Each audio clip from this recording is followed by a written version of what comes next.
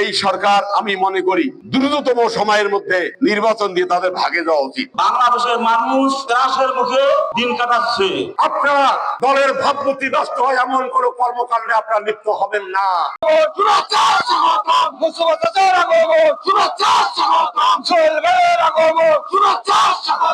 আমরা বিএনপির নেতা কর্মীদের উদ্দেশ্যে বলতে চাই, আজকে আগামীতে অবশ্যই একটি কমিটি গঠন হবে। সেই কমিটিতে সদর উপজেলা বিএনপি যে কমিটি উপহার দেবে, সেই কমিটি নেতৃত্বে ইনশাআল্লাহ আপনারা আগামীতে মহাদা ইউনিয়ন বিএনপি একটি সুন্দর কমিটি উপহার দেবেন।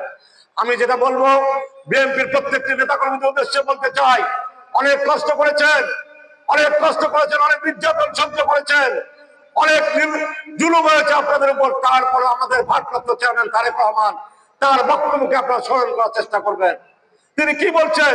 তিনি বলেছেন মানুষের ভালোবাসা অর্জন করতে হবে, মানুষের ভালোবাসা অর্জন করতে হবে।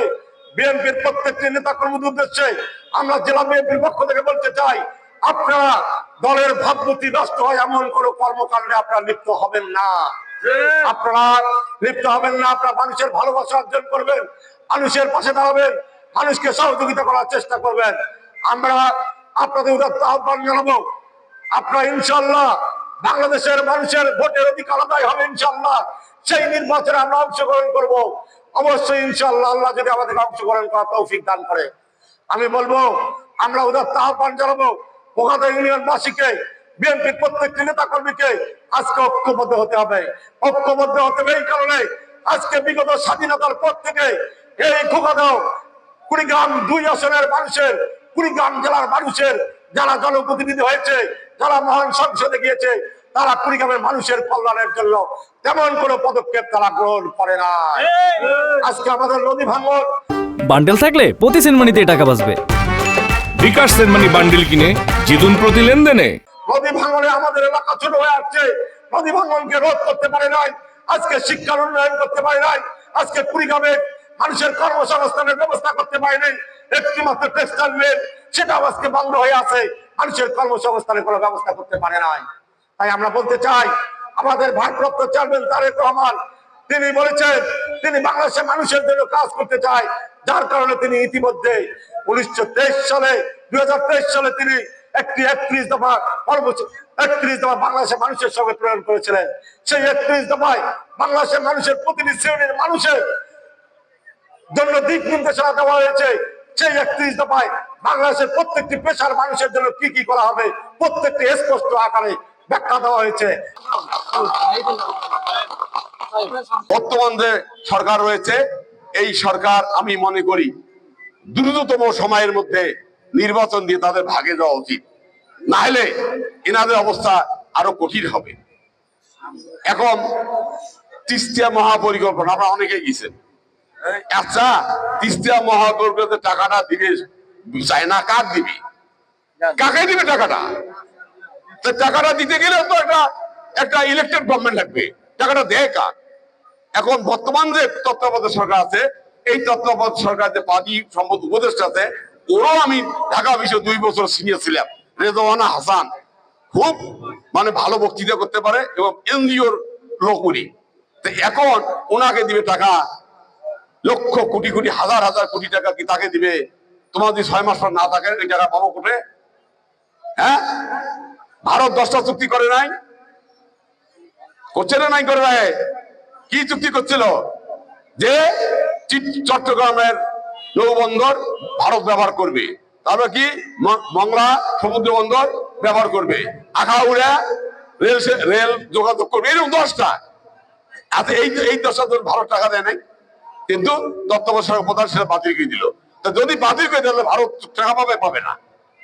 এইরকম তিস্তা মহাপরিকল্পনা কার সাথে করবে? এই জন্য মনে করি তিস্তা মহাপরিকল্পনা যতদিন আমি মনে করি যে বিএনপি যতক্ষণ পর্যন্ত ক্ষমতা আসবে না, ততক্ষণ পর্যন্ত এই আন্দোলন আমাদের করে খুব একটা লাভ হবে না, সরকার খুব একটা করতে পারবে না।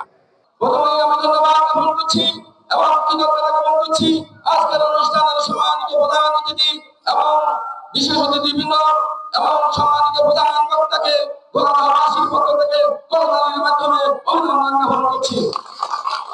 আজকে আমাদের উপস্থিতিতে আজকে আমরা গোলাবাসী অত্যন্ত কৃতজ্ঞতা জ্ঞাপন করছি এবং ওনারা এই জন্য ঘোরাঘোরবাসী আমরা ধন্য। এ কারণে যারা বক্তব্য দেবে না এবং সময় অত্যন্ত স্বল্প, একটি পরে ঈশা নামাজ অনুষ্ঠিত হবে। সম্মানিত প্রধান অতিথি, প্রধান বক্তা এবং বিশেষ অতিথি মহোদয়ের কাছ থেকে আমরা শুনবো। আমার বক্তব্য এমন কাজ হতে হলো, সুতরাং আমার বক্তব্য দেব না। শুধু আমি অনুরোধ করবো, আজকে জেলা কমিটির নেতৃবৃন্দ রয়েছেন, জেলা নেতৃবৃন্দরা রয়েছেন, তাদের পরামর্শ করলে আজকে উপজেলা নেতৃবৃন্দ রয়েছেন, সভাপতি এবং সদস্য সচিব মহোদয় সহ অন্যান্য যুগ্ম সম্পাদক বৃন্দ রয়েছেন, উপজেলা নেতৃবৃন্দ রয়েছে। তাদেরকে অনুরোধ করবো, আপনারা একটা পরিচ্ছন্ন কমিটি উপহার দেবেন, কর্মী বান্ধব কমিটি উপহার দেবেন, যাদের নেতৃত্বে ঘোরাঘোর ইউনিয়ন এবং সহযোগী সংগঠনগুলো শক্তিশালী হয়ে, যাদের ছায়া দলে, যাদের পতাকা দলে ইউনিয়নের সমস্ত নেতৃবৃন্দগুলো সেখানে আশ্রয় নিতে পারে।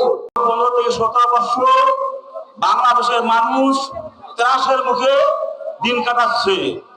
কখন খুন হবে, কখন হারাবে, কখন কি হবে, এরা ছিল, তার নিশ্চয়তা ছিল না। কারণ হলো ওই সময় ছিল জালিম সরকার। জালিম কাকে বলে? যারা জুলুম করে তাকে বলা হয় জালিম। আমরা এই জায়গায় থাকি বলছি, যখন ট্রাক যায় দিক দিয়ে আপনার এই যে পুলিশের বা আনসারদের যখন যায়, আমরা বলছি ভাই আপনার কোন সেন্টারে, অমুক সেন্টারে বলে ভোট কাস্ট করে না, 8টা ভোট, পরে কোটা কাস্ট করে না, 9টা ভোট। এখন রেজাল্ট যখন শোনা যায় টিভি পর্দায়, কি হলো, আওয়ামী লীগের বল্লু নিয়ে 1,65,000, নিকট প্রতিদ্বন্দ্বী বিএনপি 6,000 ভোট।